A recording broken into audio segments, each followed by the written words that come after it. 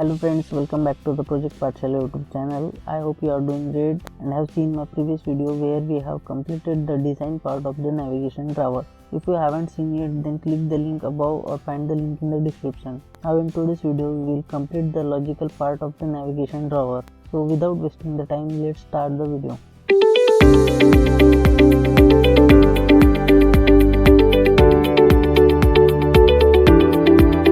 In the previous video we have created this navigation drawer design. For that we have first created this drawer layout. Now this navigation view holds two things. First is the header layout and second is the navigation menu. As you can see in this navigation view also, the above part is called the header layout where we have set the profile, and the below part is called navigation menu, which contains the menu items. Now to create the header layout, we have created a new layout resource file from this layout directory, and this header layout looks like this. Here we have created an image view for user profile image, and then we have created two text views, one for username and another for user phone number. Now we have included this header layout into our navigation view using this header layout property, and then we have created this navigation menu. To create this navigation menu, we created this menu resource folder, and inside this we have created a drawer menu XML file. Inside this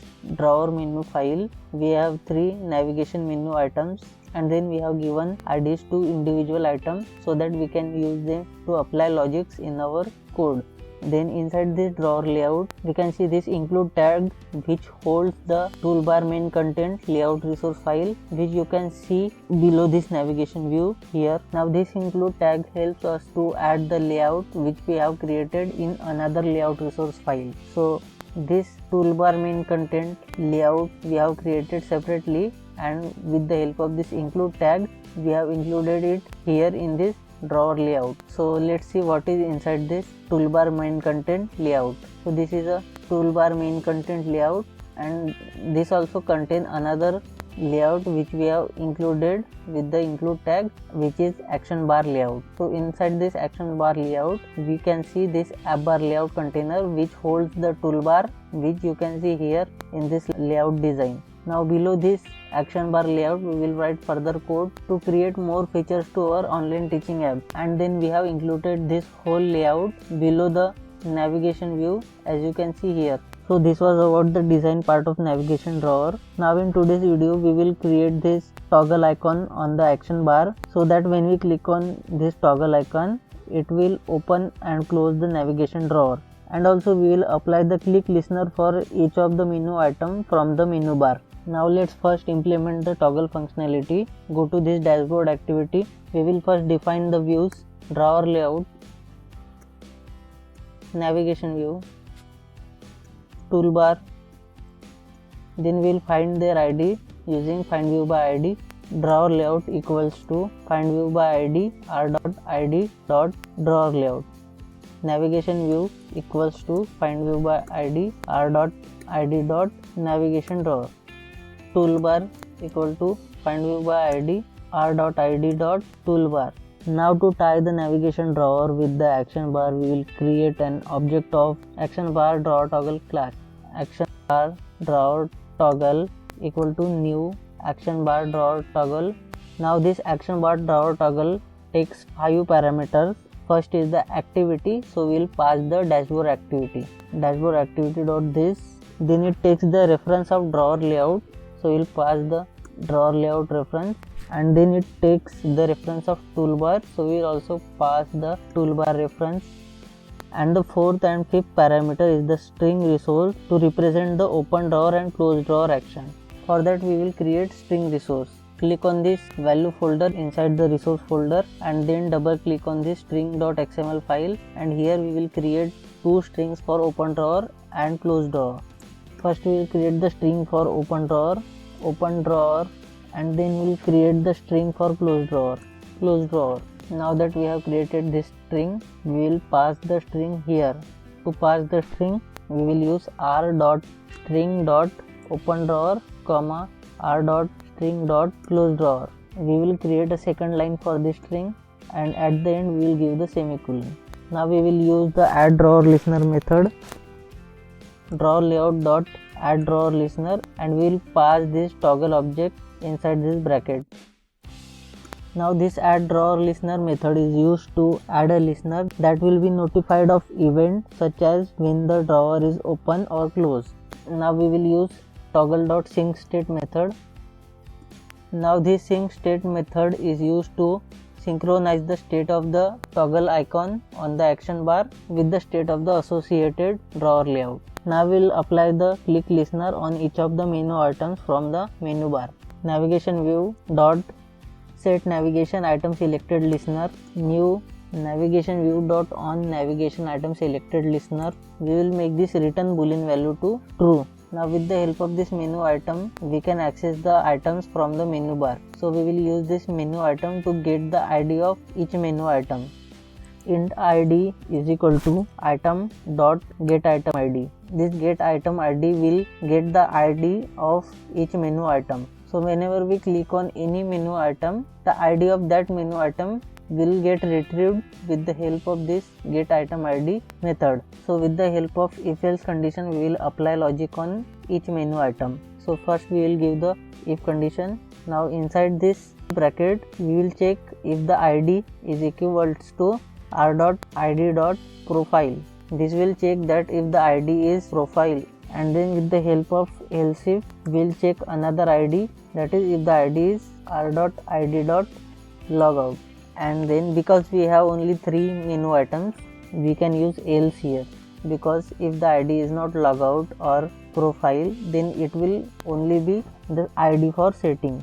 So we will comment here logic for setting. So inside this if condition, we will give the logic in the next video. For this video, we will pass a toast message for each id. So if the user click on profile, then we will toast a message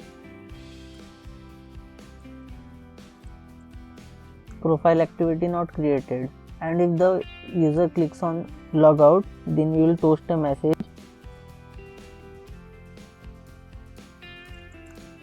logout activity not created. And because we will not create any activity for setting in the future, that's why we will toast a message here, no setting available. So we have done with our coding of navigation drawer. Let's overview the code once.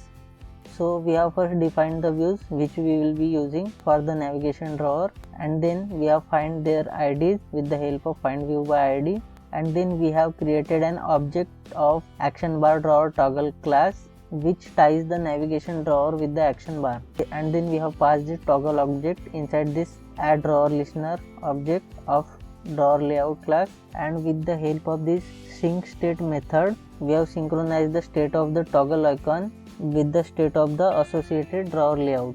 And then we have created an item click listener for navigation menu items. Here inside this on navigation item selected method, we can get the item parameter. With the help of this item parameter, we can get the item ID using this item.getItemId. When any item is selected, it will get the ID of that item, and with the help of this if else condition, we will apply logic for each menu item. So first we have applied the logic for profile item here. For now we will only giving the toast message for each of the menu items. In the next video we will create separate activities for profile and logout. So whenever user click on profile, this toast message will appear, profile activity is not created, and when the user clicks on logout, this toast message will appear that logout activity is not created. Because we have only 3 activity, the else will contain only the logic for settings, because in future also we will not create any activity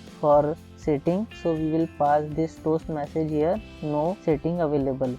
So this was the code. Now let's run the code to see the output. Connect your device. The device will appear here. As you can see, the device is connected. Now let's run it. Now on the top left corner of the action bar, you can see the toggle icon. When we click on this toggle icon, the navigation drawer appears here. If we click on this profile, you can see the toast message, profile activity not created. If we click on logout, you can see the message, logout activity not created.